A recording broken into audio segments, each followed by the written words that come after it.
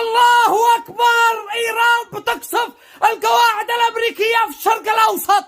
أمريكا الذي بتقول أنا ربكم الأعلى، أمريكا يا حكام العرب الذي عقيدتكم لا إله إلا أمريكا، إيران دعست أمريكا تحت أقدامها. الآن في هذه اللحظات إيران بتقصف القواعد الأمريكية في الشرق الأوسط. استمروا يا إيران، استمروا يا أحفاد سلمان الفارسي.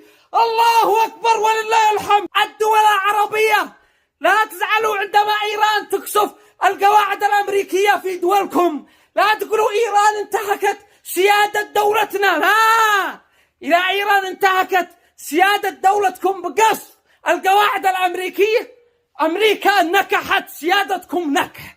أمريكا فعلت في دولكم قواعد أمريكية، وبتتحرك هذه القواعد الأمريكية لقصف العرب، لقصف المسلمين، لحماية إسرائيل. القواعد الأمريكية التي في دولكم بتخدم من؟ بتخدم إسرائيل، بتخدم أمريكا، لمصلحة من؟ لصالح من؟